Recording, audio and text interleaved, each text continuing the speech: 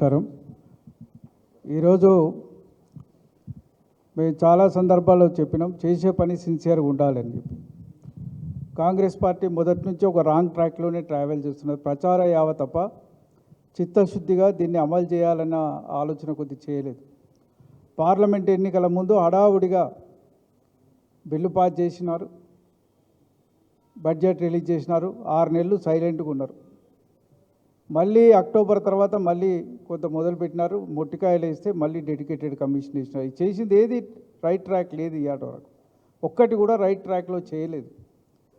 ఇవాళ అసెంబ్లీలో మేము బిల్లు పాస్ చేసి కూడా 3 నెలల కాలం గడిచిపోయింది.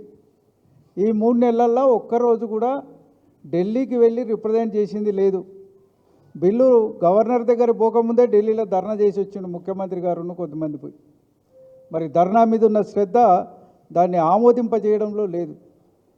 చివరికి ఎంత చిత్తశుద్ధి లేని విషయం అంటే, చివరికి మా దగ్గర ఇవాళ బిల్లు పెట్టిండు, దానికి సంబంధించిన రిపోర్ట్స్ లేవు. అసెంబ్లీకి రిపోర్ట్స్ ఈరోజు వరకు కూడా not submitted. Report only recommendations are supported బయటికి వచ్చినాయి తప్ప టోటల్ డెడికేటెడ్ కమిషన్ ఇచ్చిన రిపోర్ట్ని శాసనసభలో కానీ శాసన మండలిలో కానీ ఈరోజు కూడా ప్రవేశపెట్టలేదు. సభ్యులకు అందరికి ఇచ్చిన హామీ ఏదంటే 2 రోజుల్లో మీకు సర్క్యులేట్ చేస్తాం, పెన్ డ్రైవ్లు వేసి ఇస్తామని చెప్పినారు. అబద్ధాలే చెప్పినారు తప్ప ఇవాటి వరకు మా దగ్గర లేదు. అది ఇవాళ మా దగ్గర లేని సమాచారాన్ని ఢిల్లీలో పోయి ఇలా ఏఐసిసిలో మిగతా వాళ్ళ దగ్గర ఆ సమాచారాన్ని షేర్ చేసుకుంటున్నారు. ఇవాళ గౌరవ ముఖ్యమంత్రి గారు ఢిల్లీలో చెప్తున్నారు, మా దగ్గర 88 కోట్ల పేజీల డేటా ఉందని చెప్తున్నాడు. Where it is. ఇక్కడ శాసనసభ శాసన మండలి చట్టబద్ధమైన సంస్థలు ఇవి. వీటిలో పెట్టకుండా నువ్వు బయట ఎందుకు పట్టుకొని తిరుగుతావు? వాటిని ఇక్కడ ఆమోదం లేకుండా నీకు ఇచ్చే బయట తిప్పే అధికారం ఎవరిచ్చిర్రు అసలు? ఎప్పుడైనా ఈ షుడ్ రిపోర్ట్ టు ది హౌస్కు రిపోర్ట్ చేసిన తర్వాతనే నువ్వు బయటికి తీసుకుపోవాల్సిన అవసరం ఉంది, బాధ్యత ఉంది. ఈ 3 నెలల్లో మీరు చేసిన అసలు కార్యక్రమం ఏంది? ఈ 3 నెలల్లో ఎన్నిసార్లు మీరు ఢిల్లీకి రిప్రజెంట్ చేసినారు? గవర్నర్ గారిని కలిసినారు, దీన్ని ఆమోదించమని చెప్పినారు. 2017లో కూడా ఇవాళ టీఆర్ఎస్ పార్టీ ఆ రోజు రిజర్వేషన్లు పెంచుకుంటా ఇదే 31C కింద ప్రెసిడెంట్ గారికి బిల్లు పంపించినారు గవర్నర్ గారి ద్వారా.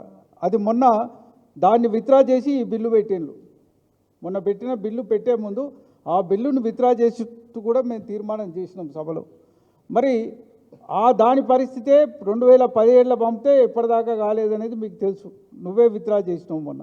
మరి నువ్వు దీని మీద ఎంత ఎఫర్ట్ పెట్టినావు? ఎన్నిసార్లు పోయినావు? గవర్నర్ కలిసినవా?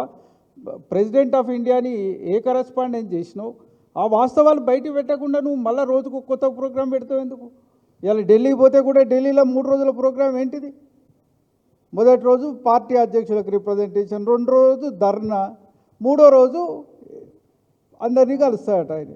మరి పోయేది ప్రెసిడెంట్ దగ్గరికి పోయి అందరినీ తీసుకుపోయి హౌస్లో అందరం రిక్వెస్ట్ చేసినాం, ఆల్ పార్టీ డెలిగేషన్ తీసుకెళ్ళండి, మేము అందరం రావడానికి సిద్ధంగా ఉన్నామని చెప్పినాం. మరి దాని మీద ఎక్కడ కట్టుబడి ఉన్నది ఇవాళ కాంగ్రెస్ పార్టీ?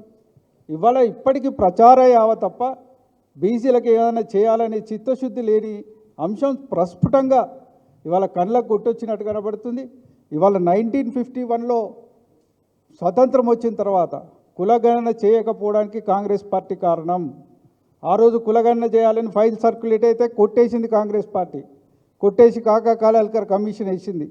చివరికి ఆ రిపోర్ట్ను కూడా పార్లమెంట్లో ఆమోదం లేకుండా తుక్కులో పడేసిన పార్టీ ఇలా కాంగ్రెస్ పార్టీ. కేంద్రంలో మంత్రిత్వ శాఖ లేకుండా చేసిన పార్టీ ఇలా కాంగ్రెస్ పార్టీ.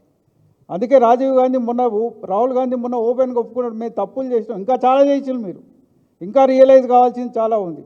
మీ తప్పులు దిద్దుకోవడానికి ఇది సరైన మార్గం కాదు.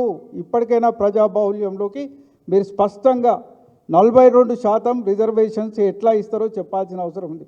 గవర్నర్ దగ్గర ఫైల్ ఉంటుంది, నువ్వు కాదు కదా ఆర్డినెన్స్ ఇచ్చేది, గవర్నర్ సంతకం పెడతాడా? సాధ్యమా? అయ్యే పనేనా? టెక్నికల్గా సాధ్యమా? నువ్వు ఈ 3 నెలల్లో నువ్వు నిజంగా సిన్సియర్ పనిచేసి ఉంటే హైకోర్టులోనూ సుప్రీంకోర్టులో కొట్లాడాల్సి ఉండే.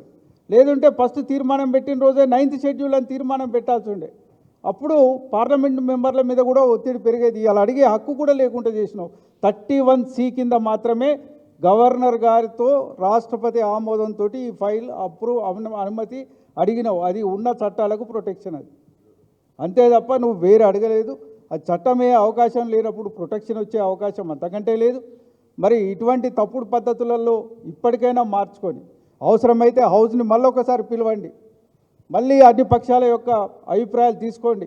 42% సాధించడానికి ఒక ఉమ్మడి ఉద్యమం, ప్రజాస్వామ్య ఉద్యమం, తెలంగాణ మొత్తం ఉద్యమించాలి. దాంట్లో రాజకీయ పార్టీలతో సంబంధం లేదు.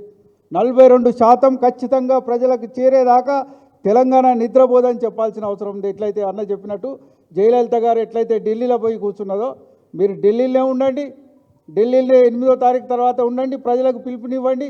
ఇది సాధించేదాకా తెలంగాణలో ఉద్యమాలే నడుస్తాయి. ఇక్కడ పరిపాలన ఉండదు, స్థానిక సంస్థల ఎన్నికలు ఉండవు, ఏది ఉండదని స్పష్టంగా చెప్పాల్సిన అవసరం, బాధ్యత కాంగ్రెస్ పార్టీకి ఉందని ఈ సందర్భంగా తెలియజేస్తున్నాను.